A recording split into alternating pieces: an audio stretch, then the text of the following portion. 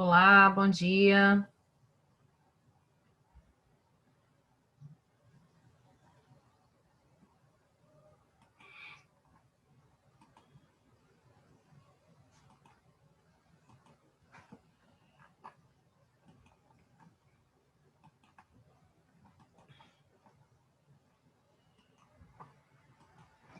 Oi, gente, bom dia. Bom dia, professora. Tudo bem com vocês?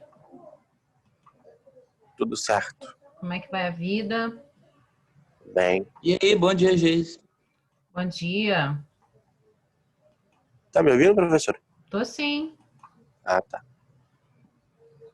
Eu tô pegando aqui o texto de vocês. Cadê ele aqui? Meu Deus, síndrome do impostor. Tá aqui.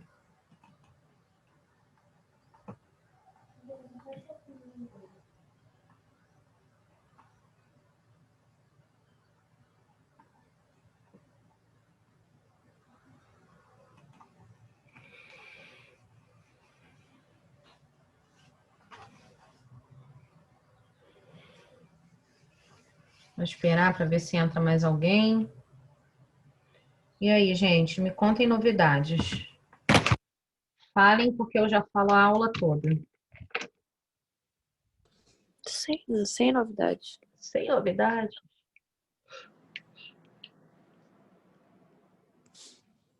Deus, que sono. Rafael ficou sem luz ontem, né? Fiquei. A Flávia mandou mensagem pra gente que vocês estavam sem luz. A professora da Angélica também ficou. Eu não entro em sala segunda e terça. Então, normalmente eu aproveito para resolver algumas coisas, médico e tal. Aí ontem eu tinha uma consulta médica. Eu moro no Camorim, Jacarepaguá, pertinho do Rio Centro. Quando eu saí de casa não estava chovendo tanto. Meu médico era no Recreio, ali, na altura do América Shopping, só que do outro lado da rua, né? Do outro lado da Avenida das Américas. Eu peguei muita chuva. Nossa, saindo do consultório, peguei muita chuva. Cheguei bem por dentro, pela Bem-vindo de Novaes e Estrada dos Bandeirantes. Ainda bem que eu peguei um motorista de Uber bem tranquilo. Estava reclamando um monte, porque ele disse que não ia mais rodar e resolveu pegar uma passageira na, na freguesia. E ela ia para o Recreio. Aí, quando chegou no Recreio, ele deixou o GPS lá do aplicativo do 99 aberto e aí acabou me pegando. Mas o homem reclamava muito, meu Deus do céu. E eu toda molhada, muita chuva.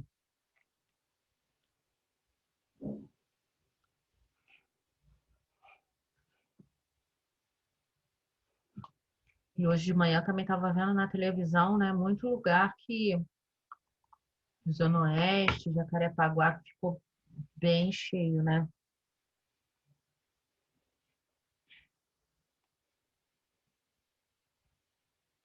Todo mundo mora na região da Praça Seca?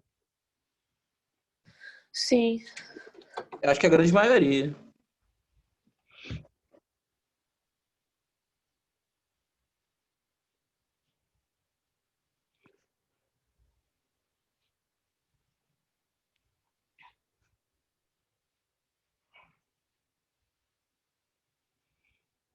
Bom dia. Quem tá... Caio e Cauã estão chegando, mas Cauã acho que agora conectou o áudio. Caio ainda não.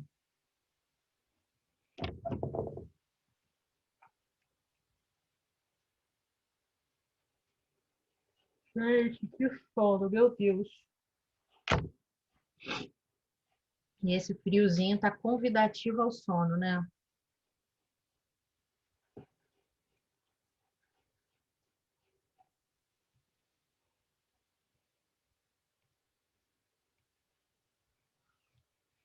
Então, o Caio tá com dificuldade de conectar o áudio dele. Bem, eu vou começar para a gente não perder tempo.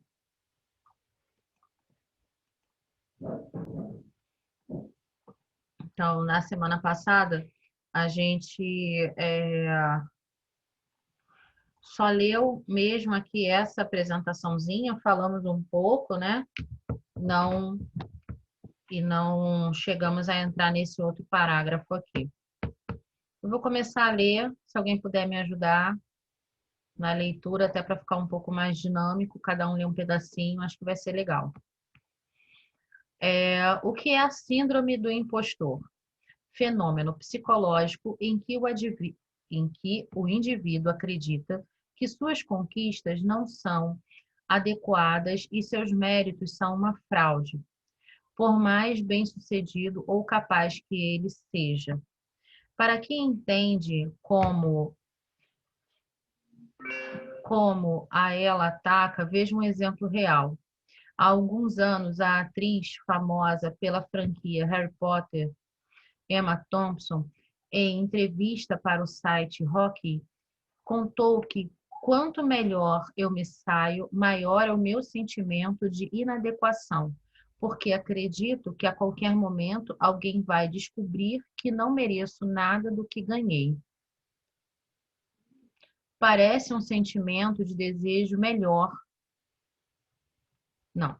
Parece um sentimento de desejar melhor ou de sempre querer se adaptar, certo? Mas a síndrome do impostor é uma mistura de ansiedade com insegurança, que resulta em comportamentos de defesa e de enfrentamento. Alguém já se sentiu assim? Acho que todo mundo, né? Em algum momento, todo mundo, né? Todo mundo. Eu me senti em alguns momentos assim. Quando eu comecei a trabalhar com educação, eu já usei várias vezes a frase "eu sou uma fraude". Várias vezes. Por quê?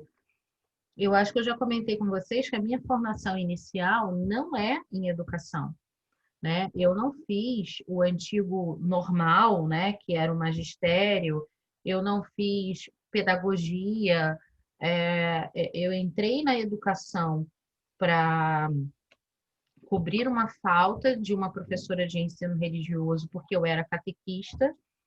A partir daí, eu fui procurar a formação, que no caso, para você dar aula, você precisa fazer a licenciatura, né? E eu não tinha nenhuma licenciatura para poder habilitar que eu desse aula. E aí, a minha formação inicial, ela é em comunicação social, com habilitação para a propaganda e marketing, a publicidade, artes visuais e por aí vai. Na verdade, artes visuais não, artes gráficas, né? Porque agora o MEC já foi lá e mudou tudo de novo. Mas, enfim. E aí eu fui para a educação, né? A partir desse ingresso, numa oportunidade de trabalhar com ensino religioso. E a educação acabou se tornando a minha profissão, né? Mesmo depois de alguns anos. Só que em alguns momentos, dentro da própria carreira, dentro da educação, com alguns colegas, né? Eu me sentia discriminada e eu também me sabotava. Eu me discriminava, eu me autodiscriminava, se é que dá para fazer isso. Por quê? Porque eu não tinha uma formação, digamos assim, pedagógica na essência, e muitas vezes eu me sentia inferior às pessoas que tinham feito pedagogia, que tinham feito magistério, professoras que tinham 25 anos de carreira no magistério, e eu ali começando, mas já não tão mais novinha, eu já tinha uma certa idade, e ali começando. E depois é que eu fui descobrindo em mim alguns, vamos dizer assim, algumas habilidades que fazem também parte do processo de educação, mas que vieram justamente por essa minha outra formação. né? Essa formação, digamos assim, mais ligada à carreira administrativa, mais ligada ao marketing, mais ligada a uma visão empresarial. Ela acaba me dando uma outra visão para a educação, diferente, às vezes, de quem vem só das formações ligadas à pedagogia ou à educação. Mas muitas vezes eu pensei em desistir porque eu me considerava uma fraude. E isso é estranho demais. Alguém quer falar alguma coisa? Eu entendo, me identifico também. Essa outra partezinha aí de baixo, pode ler para mim, Rafael? Por gentileza. Essa que eu botei azulzinha aí. Há também doses de comparação. Você acredita que outra pessoa seja sensacional e tudo que ela faz é maravilhoso, enquanto você está aí, sendo uma fraude. É um pensamento muito comum e que atrapalha a sua qualidade de vida profissional e, em muitos casos, até mesmo a pessoal. Bom, é como identificar os sinais dessa autossabotagem. Quais são os principais sinais da síndrome do impostor? Ok. Você ficou curioso para saber se a autossabotagem anda te assombrando? Então veja alguns indícios de que você precisa fazer algo para mudar a sua postura. Caso você se identifique com algum, não se desespere. No próximo tópico, você encontrará boas dicas para aplicar em seu dia a dia e evitar essa situação, ok? Então, não é para ninguém sair dando gatilho por aí, não, hein, gente? Procrastinação. Quem pode ler? Um dos sinais mais claros, a procrastinação, por vezes se confunde com a preguiça, mas na verdade, esconde o medo da falha.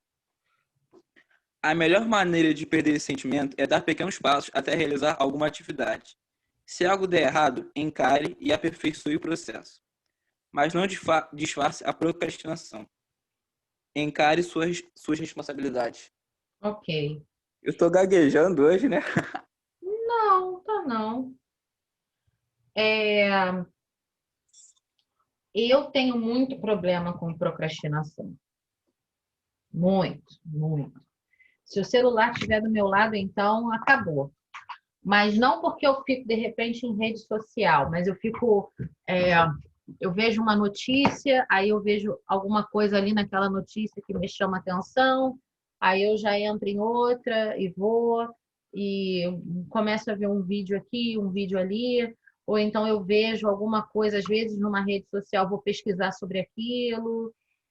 E normalmente isso acontece quando eu não estou afim de fazer alguma coisa. Ou eu estou brigando com um prazo, ou eu tenho que fazer alguma coisa que é muito chata. E eu não consigo ficar muito tempo numa mesma tarefa.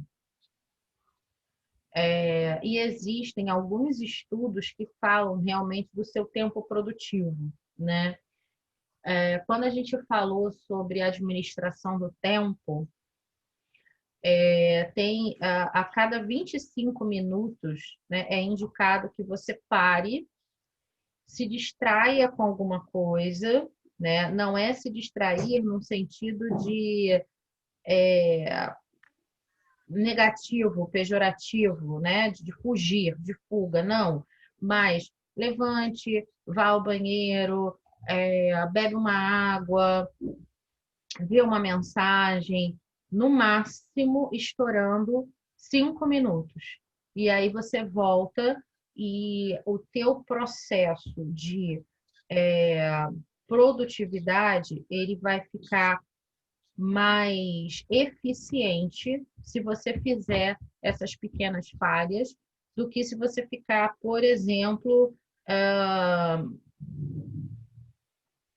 50 minutos direto naquela mesma atividade, vamos dizer assim, né?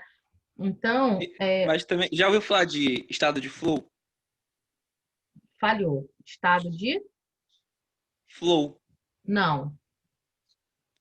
É nada mais, nada menos do que um nome bonitinho para quando você tá realmente concentrado fazendo alguma coisa. Por exemplo, a gente que joga bola, os garotos, né? Quando a gente tá jogando bola, a gente só tá preocupado em jogar bola, sabe?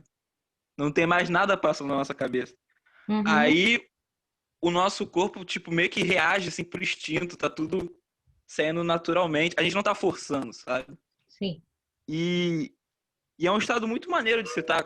Percebe que toda vez que você tá num estado assim, as coisas saem melhores, sabe? Fluem, né? De maneira mais É, é, agradável. é por isso que é flow, que flui. Legal, não conheço. Será que é daí que vem dos streamings de música o flow?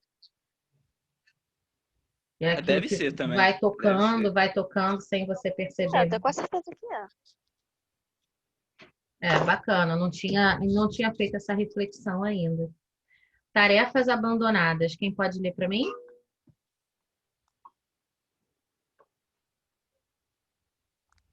Esse sinal é uma consequência do medo da crítica. Nesse caso, a pessoa com o síndrome do impostor usa de artifícios como: estou em processo de aperfeiçoamento, estou apenas experimentando, sem encarar um possível erro. É preciso reconhecer que uma possível crítica pode ser bem-vinda e acreditar que ela pode ser uma ferramenta de melhoria. É encarar o desafio e seguir. Acreditar que o carisma é o responsável pelo seu sucesso, o carisma, claro, é algo positivo, mas pode indicar, sim, uma autossabotagem. Quando um elogio ou um resultado positivo surge, você acredita que ele veio somente porque é uma pessoa querida. Bom, as suas habilidades sociais podem sim ter algo que te leva ao sucesso. Mas não é só isso. É preciso aceitar o retorno positivo e reconhecer-se como alguém habilidoso. Ok. Uma vez eu escutei de uma pessoa algo que eu achei muito interessante. Esse negócio de crítica construtiva e crítica destrutiva. E aí a pessoa colocou o seguinte: não existe crítica construtiva. Toda crítica é destrutiva. Toda crítica ela vem para desconstruir alguma coisa. Seja um padrão, seja um paradigma, seja um toque, né? Algo que a pessoa tem um padrão de repetição que às vezes ela nem percebe. Toda crítica vem para desconstruir. Porém, algumas pessoas elas têm a habilidade de trabalhar o feedback, ou seja, ela vem com uma crítica, ela não te destrói, ela te desconstrói. Destruir é uma coisa, desconstruir é outra. Ela te desconstrói e, através do feedback, né, ou seja, do retorno que ela vai te dar, ela te ajuda a reconstruir um determinado processo, ela te ajuda a construir ou reconstruir um novo comportamento, ela te ajuda a adaptar um pensamento, e aí depende do que a gente está falando, né? E essa posição da crítica, ela pode servir para uma série de situações. E isso tem muito a ver com essas duas frases aqui. O carisma, claro, é algo positivo, mas pode indicar uma autossabotagem. Quando um elogio ou um resultado positivo surge, você acredita que ele veio somente porque é de uma pessoa querida. Então, primeiro ponto, cuidado com as crenças limitantes. Falo sempre sobre isso. Cuidado com que as pessoas querem que você acredite. Algumas situações, elas chegam até a gente e criam determinadas crenças limitantes. Você acredita naquilo como uma verdade absoluta e você se bloqueia, se limita num determinado ponto, tá? Então, por exemplo, quando você cresce sem receber elogios, quando alguém vem te elogiar, você acha que a pessoa já está querendo alguma coisa de você e que aquilo não é, que aquele elogio não é verdade. Ou então que a pessoa está te elogiando só porque ela é educada. Aquele elogio, na verdade, é uma forma de te poupar de uma crítica, porque você não estaria preparada para receber aquela crítica. Só que tudo que eu falei até agora são condições de agentes externos. Então, é uma coisa que é muito difícil da gente trabalhar, é a questão da autoconfiança. Eu fiz isso aqui e para mim está bom e me atende. Ponto. Está interferindo na vida de alguém? Não. Só eu dependo daquela situação ali? Só. Então tá bom. Então tá ok. E a gente precisa aprender a valorizar esse processo de autoaprovação.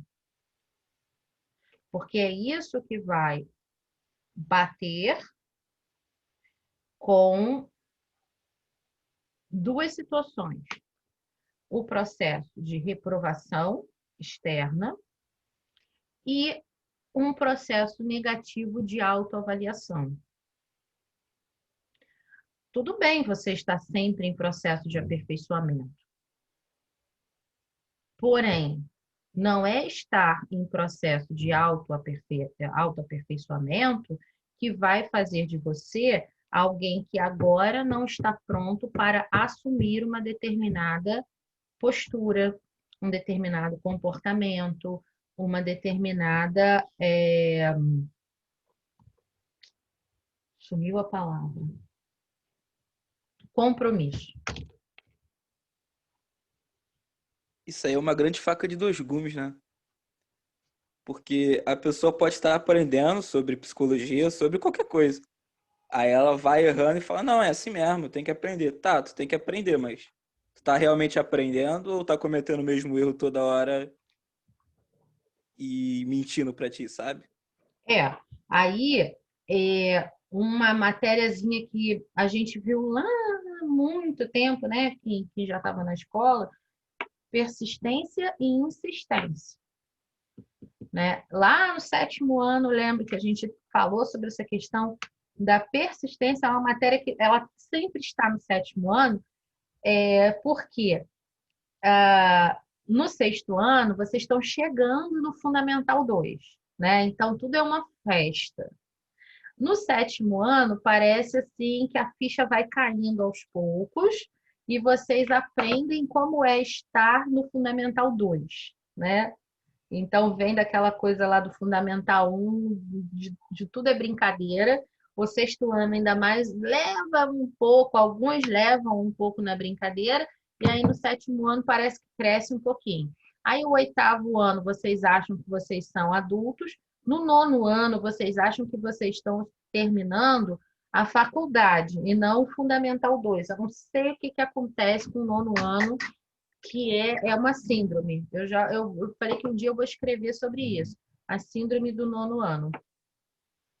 Aí, quando chega na primeira série do ensino médio, tá todo mundo assim, como se tivesse entrado no 6º ano de novo, com aquela sensação de como se tivesse entrado no 6º ano, né? E nós, professores, a gente percebe isso assim, de uma maneira muito clara, né? Então, lá no 7º ano, eu falo sobre a questão de persistência e insistência. A diferença entre um e outro, e quando você consegue compreender, perceber se você está persistindo ou se você está simplesmente insistindo. Aí entra no que você falou, que é a avaliação dos erros, né? Eu estou errando porque eu estou simplesmente insistindo, então eu preciso persistir. E como é que você vai persistir? Avaliando o seu erro e tentando fazer melhor e diferente a cada momento. Ok? A definição do Einstein de burrice é ficar tentando a mesma equação e querer um resultado diferente é sinônimo de burrice. Mais ou menos isso. Alguém quer falar alguma coisa?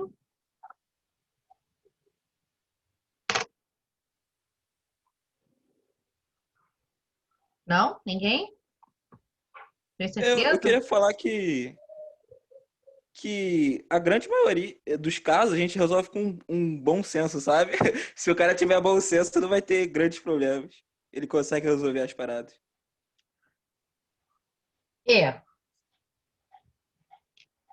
Mas o que é o bom senso? Vamos partir para a filosofia. Eu acho que o bom senso, por exemplo, ele pode vir de um equilíbrio. Você saber equilibrar bem as coisas. Equilíbrio entre... Tudo, sabe? Você não pode ser muito radical nem muito passivo. Tem que saber dosar, tem que ter uma mente afiada para saber o que você vai fazer em cada situação, sabe? Porque não tem uma receita de bolo para nada. Cada situação é única. Mas você tem os seus valores que permeiam as suas decisões. Eu penso que o bom senso, ele é o equilíbrio entre a moral e a ética. E aí, se a gente tem esses dois conceitos bem definidos de forma muito simples, moral é o conjunto, né? Um conjunto de leis, que muitas vezes são leis ocultas, mas que estão lá amarradas, enraizadas na sociedade. E a ética é aquilo que a gente tem de individual, né? Então, os seus pensamentos, os seus valores, as suas concepções de vida, né? Coisas que você guarda só para você, que você não fala para ninguém, porque você sabe que você pode ser julgado, que você pode ser cancelado, espinafrado, cuspido, mas que são valores seus, éticos, e aí esse equilíbrio entre a moral e a ética, para mim, estou falando para mim, tá? É algo que eu posso chamar de bom senso.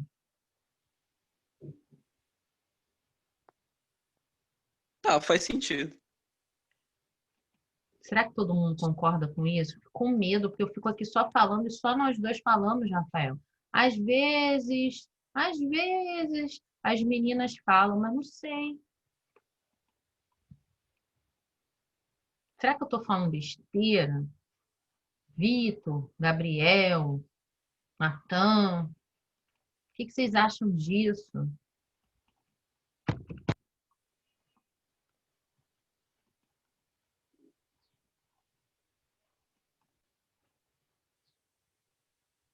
Gente, vocês precisam participar.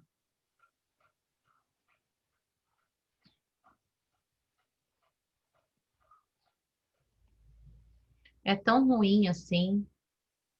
Vocês querem que eu mude o apelo das minhas aulas? O que eu posso fazer diferente para ajudar vocês? Porque, pelo jeito, a pandemia não acaba e a gente ainda vai passar um tempo aqui se vendo assim. O que eu posso fazer de diferente? Não diz que é não dá aula, pelo amor de Deus, hein?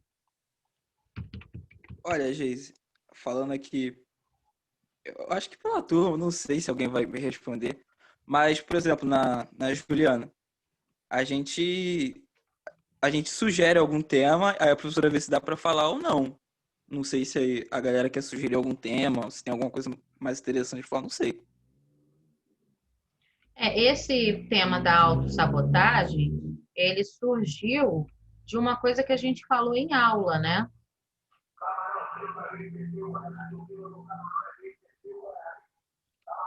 E aí eu trouxe esse tema para a aula. Mas se vocês quiserem sugerir também, sem problema nenhum, eu posso pesquisar e a gente coloca em aula. Se for um tema mais pertinente a empreendedorismo, vai para empreendedorismo. Se for um tema mais pertinente à religião, a gente pode ir para a religião, sem problema nenhum. Questões holísticas, questões mais espirituais, espiritualistas, alguma religião em si que vocês queiram falar sobre ela, alguma doutrina. Estou aberta, é só me falar.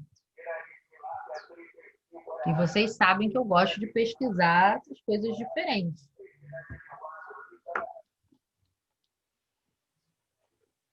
Já estou até com lápis na mão aqui para anotar alguma sugestão.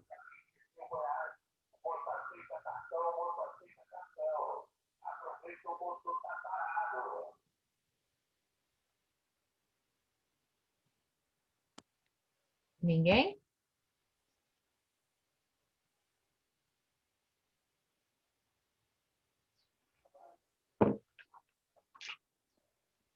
Então tá.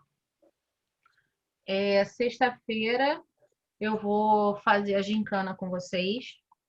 Vai ser legal. Se coloquem na aula de religião, vou fazer a gincana com vocês. Vai ser legal. Se coloquem à disposição, vamos brincar um pouco. Vamos. Caiu aqui? Não. Dar uma relaxada e prometo que vocês vão gostar. Prometo que a gente vai dar umas risadas. Ok? Uhum. Beleza. Então tá bom, gente. Beijo pra vocês, tá? Se animem um pouquinho. Valeu, gente. Reajam, manda beijinho, manda coração, manda joinha. Eu juro que eu tô fazendo o melhor por vocês, mas eu posso fazer melhor ainda se vocês estiverem comigo. Beleza? Uhum. Beijo a todos. Tchauzinho. Beijo. Valeu. Tchau.